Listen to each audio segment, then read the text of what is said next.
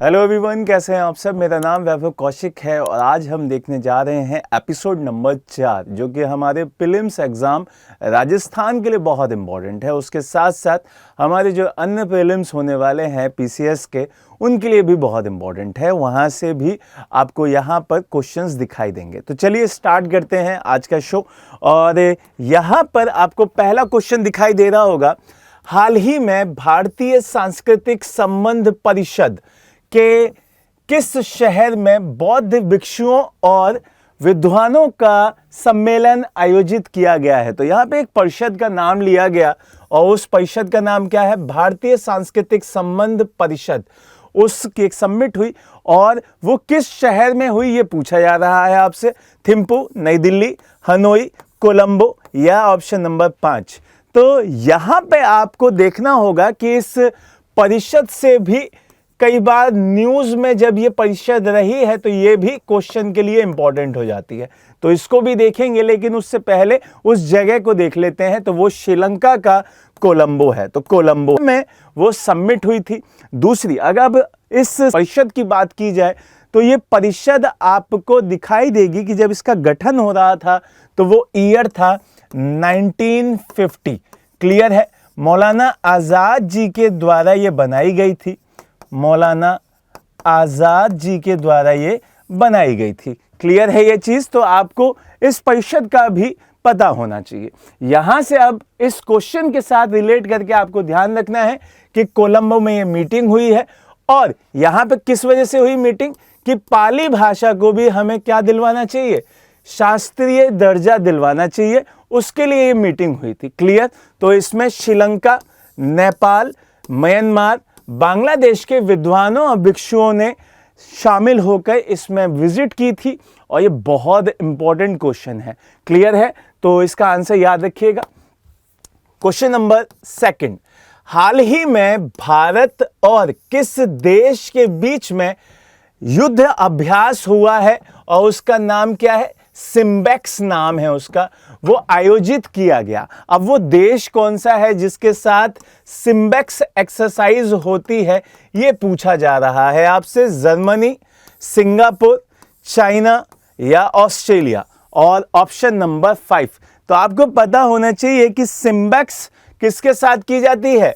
SIMBEX की जाती है आपके सिंगापुर के साथ। जब आप यहाँ पे देख रहे होंगे इस नाम के साथ तो आपको समझ में आ रहा होगा SI, तो सिंगापुर और इंडिया। ठीक है? तो इन्हीं दोनों के नाम से आप यहां से निकाल सकते हैं। तो इसका सही आंसर बी ऑप्शन है, सिंगापुर। और ये कौन से नंबर का संस्करण था? ये 31वें नंबर का संस्करण था और अक्टूबर में हुआ था। अब थोड़ा सा अक्टूबर क्यों बता रहा हूं? क्योंकि यूपी पीसीएस में डेट से पूछ लिया था भाई कि ये एक्सरसाइज कब हुई, कौन से महीने में हुई, कौन सी डेट में हुई। तो ये चीज पूछी जा सकती है। तो ये आपको पता होना चाहिए। और जगह कौन सी थी? विशाखापट्टनम थी। विशाखापट्टनम इन आंध्र प्रदेश। तो ये आंध्र प्रदेश में आती है। ये यहाँ पे ये एक्सरसाइज हुई है। क्लियर है ये बात? चलिए क्वेश्चन नंबर 3 पे चलते हैं। और क्वेश्चन नंबर 3 क्या है हमारा? प्रधानमंत्री मोदी जी के द्वारा 28 अक्टूबर को किस राज्य में 4800 करोड़ रुपए से अधिक के विकास कार्यों का लोकार्पण किया गया है?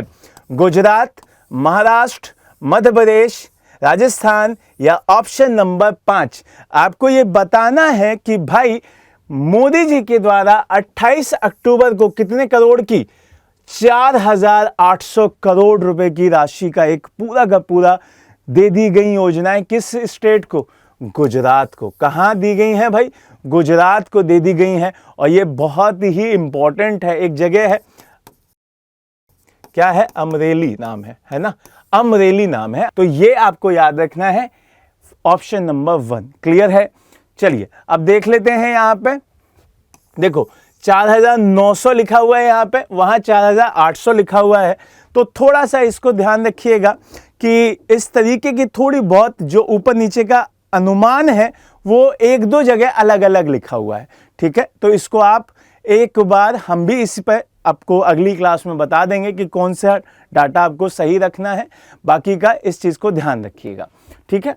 चलिए अब यहां से आपको याद रखना है कि वर्ष 2023 के राष्ट्रीय हस्तशिल्प पुरस्कार से किसे सम्मानित किया गया है? कौन से ईयर का अवार्ड है ये? 2023 का है। और अवार्ड कौन सा है? आपका अवार्ड है नेशनल हस्तशिल्प पुरस्कार। तो यहां पे ऑप्शन हीराबाई झरेखा बघेल, स्वाति झा, अनुराधा मलिक, सुनीता शर्मा या ऑप्शन नंबर 5 अनुत्तरित प्रश्न। तो यहां पे आपका आंसर हो जाएगा छत्तीसगढ़ की हीराबाई झरेखा बघेल। क्लियर है ये बात? तो मैंने अभी बताया कहाँ की हैं ये हैं छत्तीसगढ़ की। कहाँ की हैं? छत्तीसगढ़ की। ये बहुत ही शानदार हस्तशिल्प कला की विशेषज्ञ हैं और छत्तीसगढ़ से इनका रिलेशन है, तो ये आपको याद रखना है। इनको अवार्ड दिया गया है और ये बहुत इंपॉर्टेंट है, 2023 का ये अवार्ड दिया गया है। ठीक है, तो यहां पे आपको ध्यान रखना है।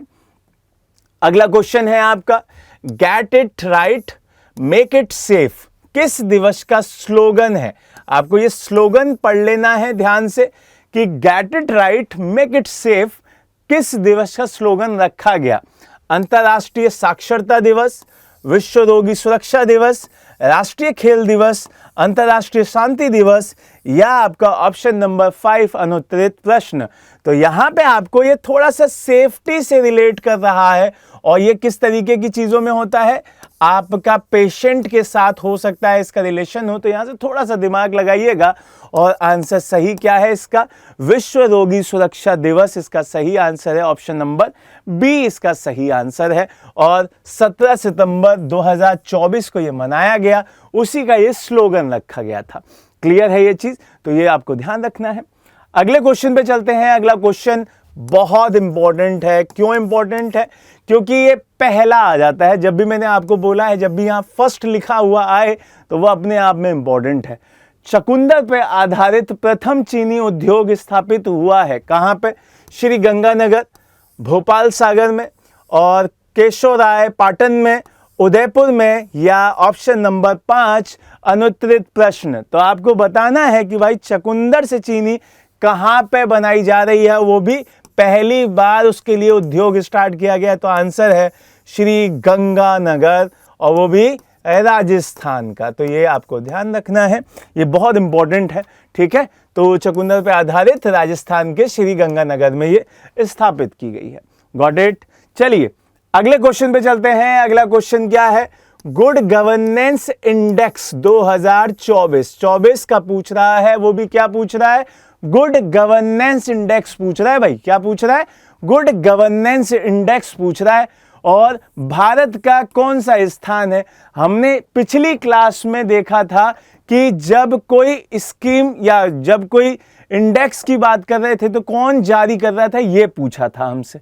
लेकिन यहां क्या पूछ रहा है? यहां पूछ रहा है कि इंडिया की क्या रैंकिंग है गुड गवर्नेंस में, 78, 68, 58, 69 या ऑप्शन नंबर 5 अनुत्तरित प्रश्न।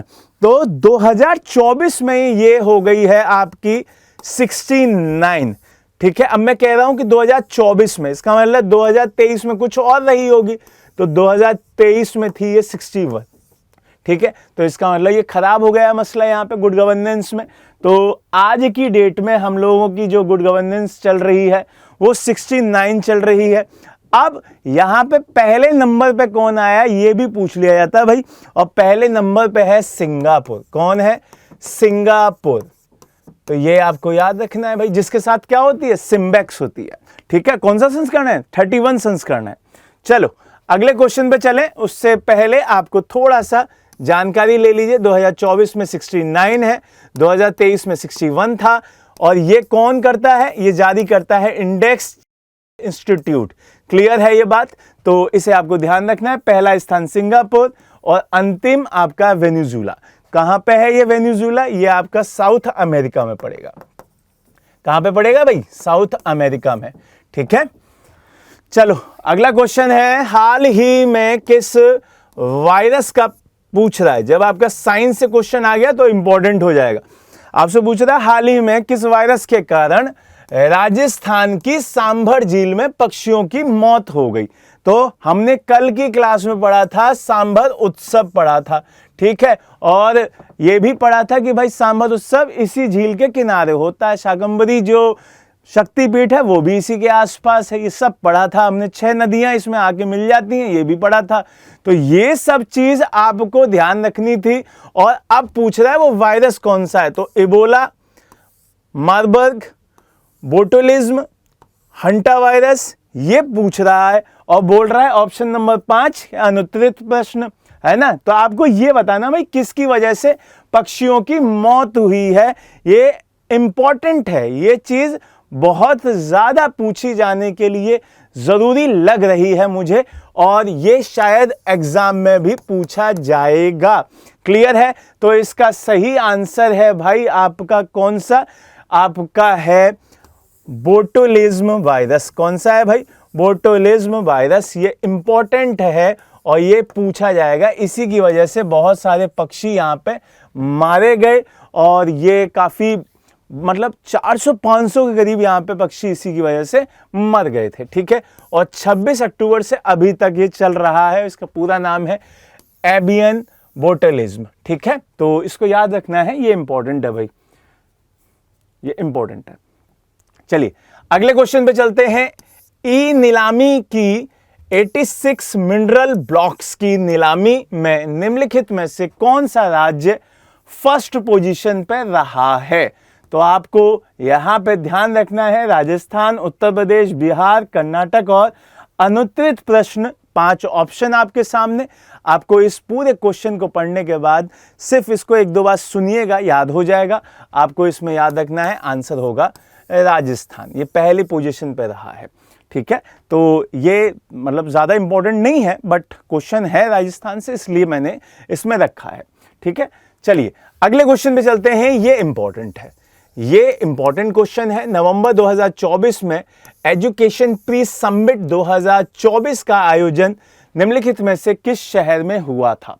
ये बताना है आपको। जोधपुर, जयपुर, कोटा, उदयपुर और अनुत्तरित प्रश्न ऑप्शन नंबर 5।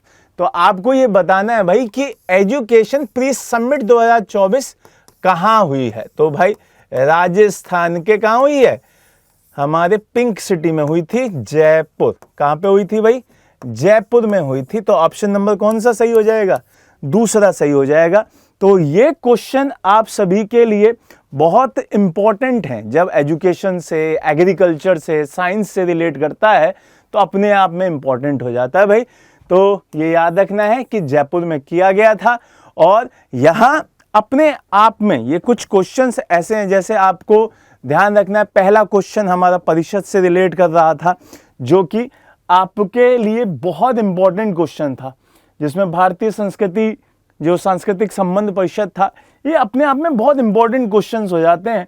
यहां से क्वेश्चन बनने के चांसेस ज्यादा रहते हैं। तो आज के 10 प्रश्न आपके एग्जाम के लिए बहुत इंपॉर्टेंट हैं। इनको एक बार सुनिए ध्यान से, इसके नोट्स बनाइए और इसको बढ़िया से पढ़ के रिवाइज करिए। 2-3 बार सुनेंगे तो ये अपने आप याद हो जाएगा और आपके एग्जाम में बहुत फायदा देगा। पढ़ते रहिए। जय हिंद, जय भारत।